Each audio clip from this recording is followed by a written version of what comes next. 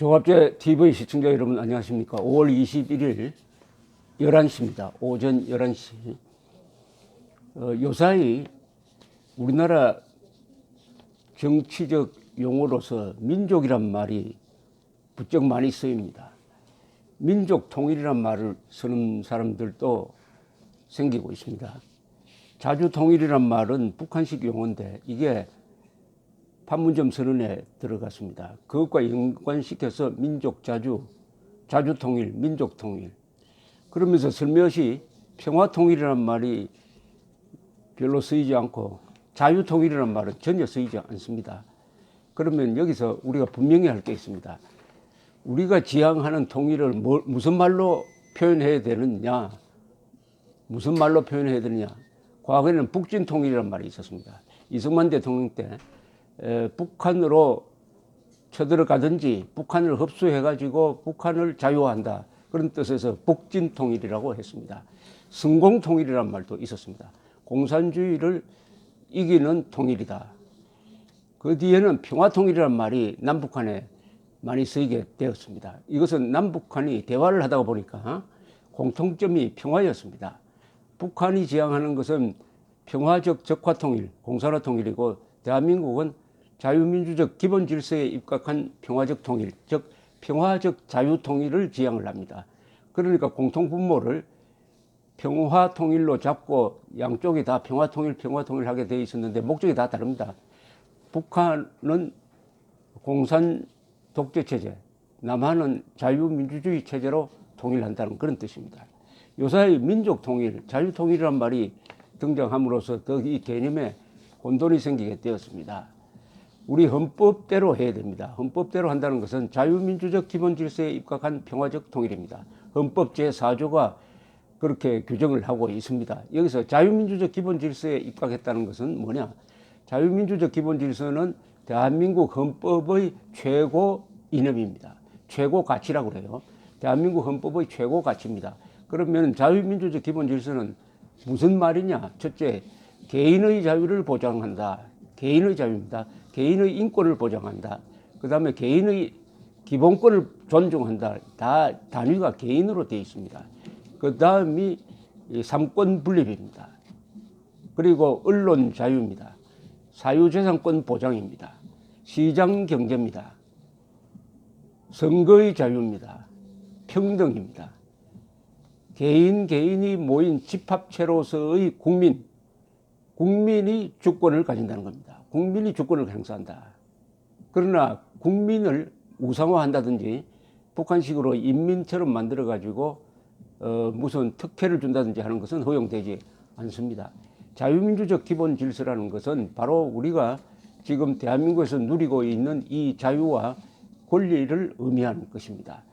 그 자유민주적 기본 질서를 북한 지역에까지 확대하는 방식의 통일을 하되 평화적으로 하라. 전쟁을 통해서는 하지 마라.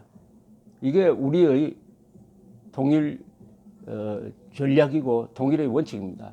북한 노동당 정권의 통일 원칙은 북한 노동당 규약에 적혀 있습니다. 그것은 한반도 전체를 주체사상화한다. 한반도 전체를 김일성주의 세상으로 만든다. 이렇게 딱 정확하게 되어 있습니다. 그렇다면 대한민국의 통일 방안과 북한의 통일 방안은 정면으로 충돌합니다. 정면으로 충돌하니까 통일이라는 것은 뭘 의미하느냐? 이 두 개의 타협할 수 없는 목표를 하나로만 해요. 그러니까 이념 통일이어야 합니다. 쉽게 말하면은 그게 북한식으로 통일되면은 공산주의식 이념 통일이 되는 것이고 한국 주도로 통일되면은 자유민주 이념으로 통일이 되는 겁니다. 그러니까 이념이 다르니까 이념을 하나로 만드는 것이 통일입니다. 그것을 우리는 자유통일이라고 부르는 것이죠. 그러니까 자유라는 가치로 통일을 하자 이런 뜻입니다. 북한은 사회주의라고 하는데 사회주의를 내세우지 않습니다. 인기가 없으니까. 또 사회주의가 세계사적으로 몰락을 하기 때문에 요사이는 민족이라는 말을 내세워가지고 민족 통일, 자주 통일이라고 합니다. 우리끼리 통일하자는 뜻입니다. 자주 통일은 우리끼리 통일하자, 우리 민족끼리 하자. 이렇게 해서 자주를 뒷받침하는 말이 민족으로 이렇게 딱 나오고 있습니다. 오해가 있을 수 있는 게 평화통일이란 말이고 그 다음에 민족통일이란 말이고 자주통일입니다. 평화통일, 민족통일, 자주통일 이걸 잘못 쓰면은 자유통일을 부정하는 쪽으로 쓰여질 가능성이 많습니다. 평화적으로 적화통일하는 걸 우리가 허용할 수 있느냐? 없습니다. 우리는 어디까지나 자유통일이어야 합니다. 그 다음에 민족통일은 말이 안 됩니다. 왜냐? 우리가 통일을 하려고 할 때 한반도에서의 통일이 이루어져야 됩니다. 그러니까 국토가 통일되고 이념이 통일돼야 되는데 우리가 통일의 대상을 같은 민족이라고 해가지고 저 만주에 사는 조선족까지 우리가 통일 대상으로 삼을 수는 없습니다. 그렇게 하다가는 중국과 전쟁을 해야 됩니다. 저 미국에 사는 우리 동족 한 200만을 통일의 대상으로 삼을 수 없습니다. 따라서 민족 통일이란 말은 말로서 성립이 되지 않습니다.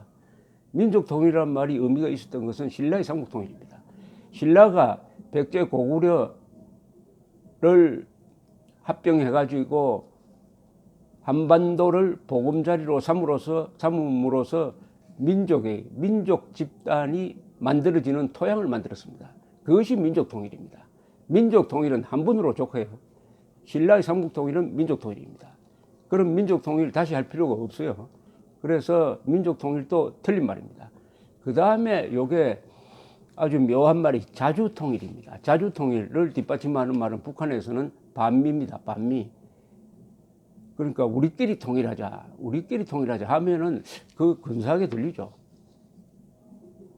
그런데 우리끼리 통일하자 해놓고 한미동맹 해체하고 우리끼리 통일하자는 말은 북한 노동당 정권이 저지른 전쟁 범죄 행위, 민족 반역 행위, 반인류 범죄 행위를 다 덮고 우리 민족끼리인데 그거 뭐 따져서 뭘 하겠느냐? 외세를 배격하고 그러니까 한미동맹을 해체하고 주한미군을 몰아낸 뒤에 우리끼리 통일하자. 거기서 이념을 하나로 하자는 말이 안 나옵니다. 그것을 드러내지 않고 우리 민족끼리 통일하자 해놓고 김일성주의로 통일하자는 게 저쪽에서 말하는 자주통일입니다. 여기에 대한 오해가 없어야 될 것이라고 생각합니다. 그러니까 민족통일도 틀린 말이고 평화통일은 애매한 말이고 자주통일은 안 될 말이고 오로지 우리가 지향하는 것은 평화적 자유통일, 줄이면은 자유통일. 그것을 뒷받침하는 것이 헌법 1조, 3조, 4조입니다. 헌법 1조는 대한민국은 민주공화국이다 함으로써 민주공화국이 되어야 한다는 선언적 명문을 남겼습니다. 헌법 3조는 대한민국 영토는 한반도와 그 부속도서로 한다라고 함으로써 북한을 우리 국토로 규정을 하고 북한 주민을 대한민국 국민으로 규정을 했습니다. 그래서 하여 헌법 제4조가 대한민국은 자유민주적 기본 질서에 입각한 평화적 통일을 해야 한다. 이렇게 규정을 했습니다. 1조, 3조, 4조를 한마디로 요약을 하면은 반국가단체인 북한 노동당 정권을 배제하고 한반도 전체를 자유통일함으로써 헌법 제1조가 명령한 대한민국은 민주공화국이다 하는 것을 완성하라라는 뜻이 명령이 거기에 포함되어 있습니다. 그리하여 완성된 대한민국은 어떤 모습이 되느냐? 헌법 10조가 규정을 하고 있습니다.